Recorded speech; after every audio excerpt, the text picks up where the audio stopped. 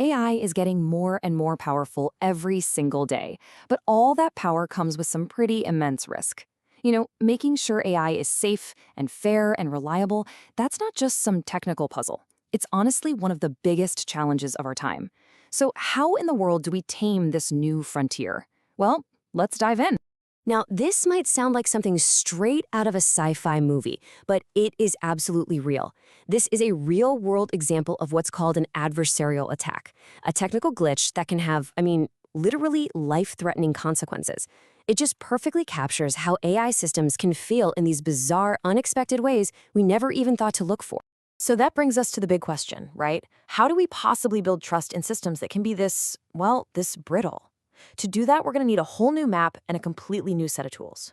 All right, so first things first, let's really dig into why AI risk is such a fundamentally new challenge. The old maps, the rule books we used for traditional software, they just won't guide us here. The core difference really boils down to this. Traditional software is deterministic. It does exactly what you code it to do every single time. No surprises. But AI, that's a whole different ballgame. It's probabilistic. It's trained on massive amounts of data to make its best guess, which means its behavior can be emergent and, frankly, pretty unpredictable, especially when it runs into something it's never seen before.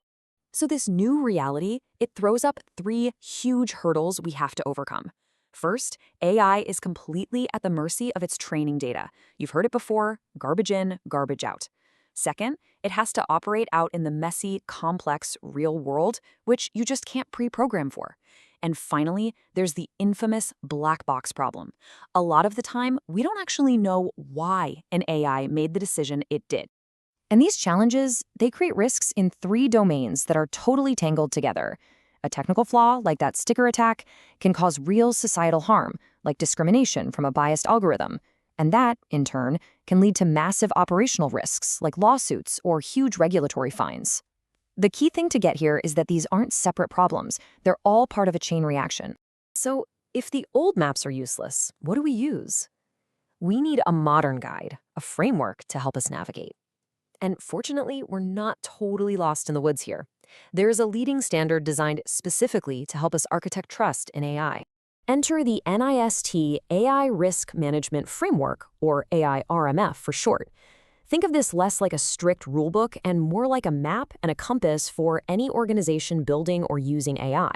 Its whole purpose is to give you a structured way to think about and manage risks through the AI's entire life, from the first brainstorm to the day you shut it down. The framework is built around four core functions: govern, map, measure, and manage. And here's the really brilliant part. You can see it right here in the visual. This is not a one-and-done checklist. It's a continuous loop. Everything you learn from managing a risk feeds right back into your governance, making the whole process smarter over time.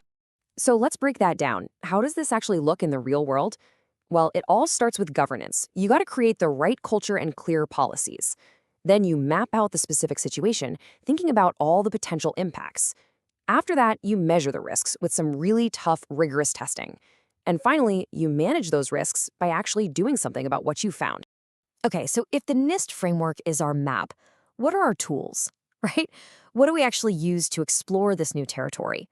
That measure function relies on a powerful toolkit for testing, and it's built on four absolutely essential pillars.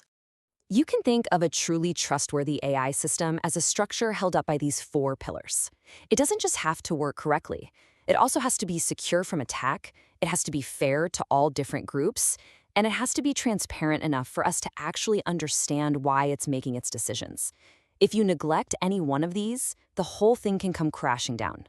Let's take a closer look at that second pillar, robustness. A key technique here is something called red teaming. This is where you intentionally put on your bad guy hat. You think like an attacker and you actively try to break the model, to find all its hidden weak spots before a real adversary does. It's pretty cool. All right, next up is fairness. And this really gets to the heart of a huge issue: algorithmic bias. Now, this isn't about someone programming an AI to be malicious. It's about an AI learning from data that reflects our own existing societal biases, and then it just repeats and sometimes even amplifies those biases, leading to really unfair outcomes. But here's where it gets tricky. Measuring fairness isn't simple, because fair can mean a lot of different things. For example, are you trying to make sure all groups get the same outcome? That's statistical parity. Or are you focused on making sure all the qualified people get an equal shot? That's equal opportunity. Each of these metrics asks a totally different question. And choosing the right one, well, it depends entirely on what your AI is actually being used for. And that brings us to our last pillar, explainability, or XAI. This is basically our toolkit for cracking open that infamous black box. XAI gives us techniques that help us understand why a model spit out a certain decision, which is absolutely crucial for debugging, for accountability, and at the end of the day, for building real trust. This quote really hits the nail on the head. You might think the goal is just to max out every single one of these pillars. Perfect performance, perfect fairness, perfect security. But it doesn't work that way. These pillars are often in tension with each other. For example, making a model more fair might slightly ding its overall accuracy. The point is, real AI testing isn't about chasing perfection. It's a sophisticated, strategic act of balancing all these different trade-offs. Okay, so we've got our map, we've got our tools, but this frontier is always changing. So where is all of this heading? Let's take a look at what's on the horizon for making sure AI is reliable. Probably the single biggest change happening right now is this move from shift left to shift right testing. For years, everybody focused on finding bugs before an AI was launched. But now we realize that's just not enough. We have to be continuously monitoring AI while it's live, out in the real world, to find those unknown unknowns, the crazy risks that you would never find in a sterile lab environment. And just to be crystal clear, we are not talking about some distant, far-off future. This isn't 10 years from now. This is happening as we speak. This shift is what's defining AI quality right now as we're heading straight into 2025. So what's powering this big shift? A huge part of it is the rise of what's being called agentic AI. We're moving beyond simple automation to fully autonomous AI agents that can dream up test cases, analyze the results, and even suggest how to fix the problems. Basically, managing the entire testing process all by themselves. So when you put all these pieces together, the future of AI quality starts to look pretty clear. Testing becomes a live, 24/7 process. AI agents are going to do most of the heavy lifting. And the role for us humans? It's going to evolve from writing code to becoming a strategic overseer, the AI test strategist, who sets the goals and defines the ethical guardrails for these powerful testing agents. And all of this, it leads us to one final mind-bending question. As we start building AI to test other AI, well, who tests the testers? How do we make sure the AIs checking the work are themselves reliable and unbiased and doing what we want them to do?